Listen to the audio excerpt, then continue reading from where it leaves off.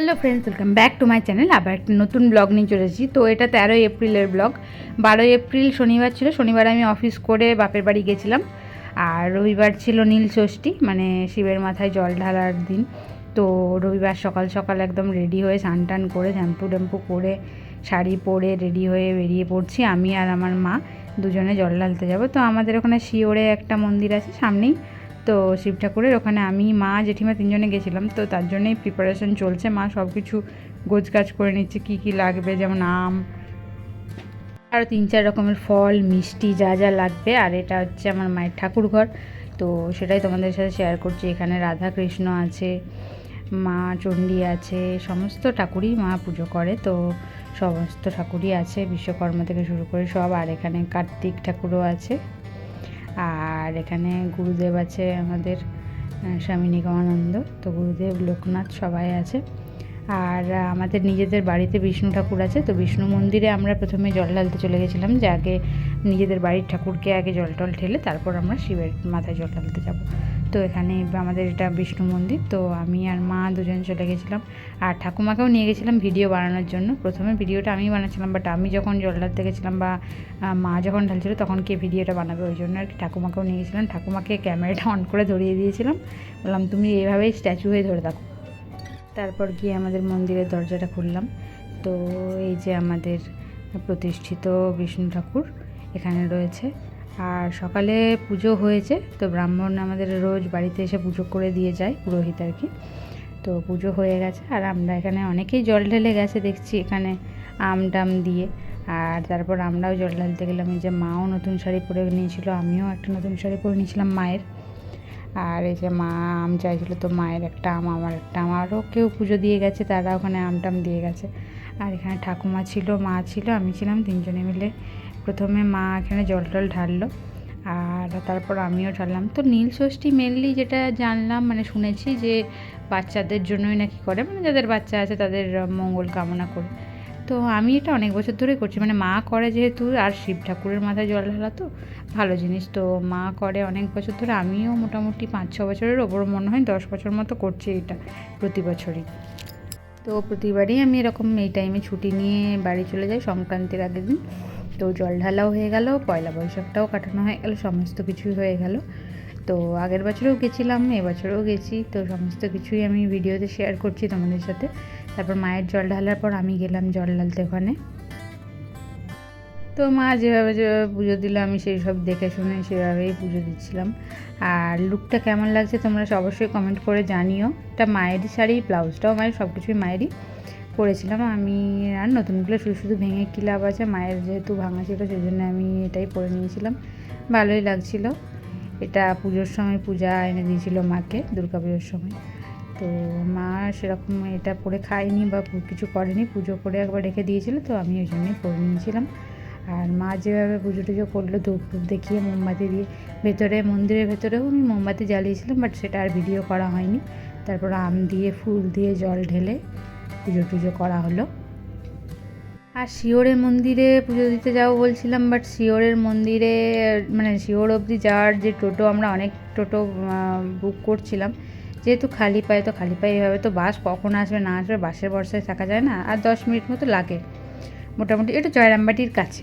তো টোটো ভাড়া করছিলাম, তো এত গাজনের সময় ভিড়, আর টোটোওয়ালাদের মানে চাহিদা, কেউ বলছে 150 টাকা, কেউ 200 টাকা, যেটা 50 টাকার আসছে সেটা 150-200 টাকা। তো মা বললো চল আমরা বেরিয়ে রাস্তা অবধি যাই, রাস্তায় দেখি নিশ্চয়ই টোটো পেয়ে যাবো। তো এই যে আমি ধানতির কাছে চলে এলাম, তখন কয়েকটা ছবি তুলে দিতে হয়, ধানতিকে বললাম কয়েকটা ছবি তুলে দে। তারপর আমি, জেঠিমা, মা সবাই মিলে বেরিয়ে পড়েছিলাম। আর রাস্তায় গিয়ে সত্যি মায়ের কথাই ঠিক হলো, যে রাস্তায় গিয়ে তারপর দেখছি যে হ্যাঁ অনেক টোটো যাচ্ছে, একটা ফাঁকা টোটো যাচ্ছিলো, তো আমরা সেটাই বুক করে নিলাম। তো তিনজনে মিলে গেলাম, 50 টাকা মতো নিল, ভালোই হলো, যাওয়া 50 টাকায় হয়ে গেল। আর ভাবছিলাম এবার আসার চিন্তা, পুজো টুজো ভালোভাবে দিয়ে তারপর আসবো কীভাবে।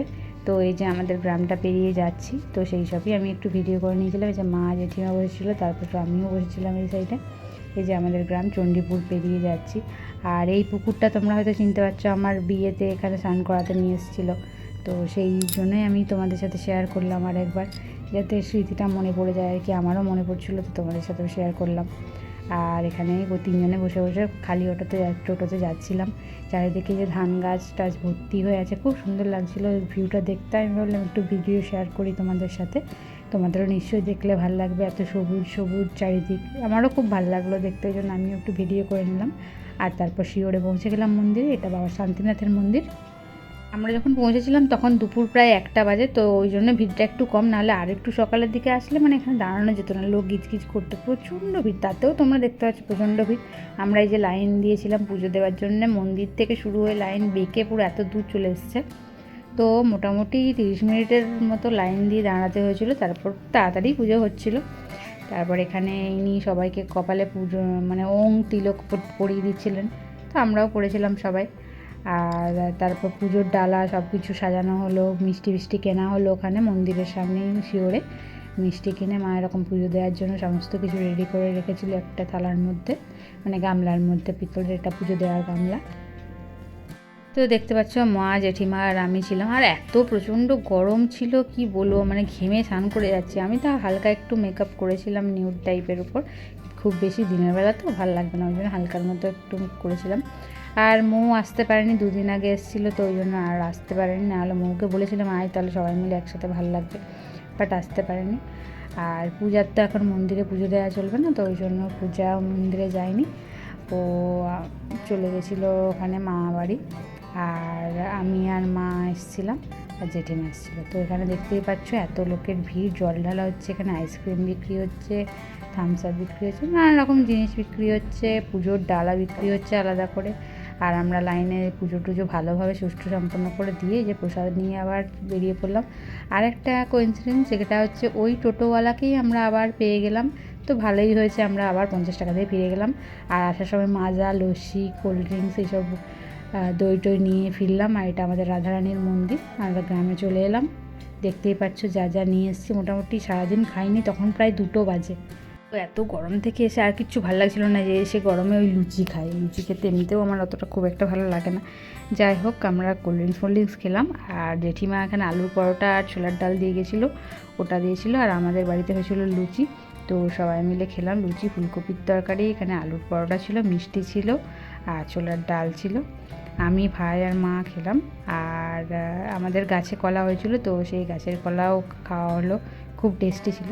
তো এরপর আসছে পয়লা বৈশাখের ব্লগ, যেটা আমি 2-1 দিনের মধ্যে শেয়ার করব এডিট করে। তো তোমাদের এই ব্লগটা দেখতে কেমন লাগলো অবশ্যই কমেন্ট করে জানিও, ভালো লাগলে একটু লাইক করে দিও, চ্যানেল নতুন হলে সাবস্ক্রাইব করতে ভুলো না, পাশে থাকা বেল আইকনটা প্রেস করে দিও।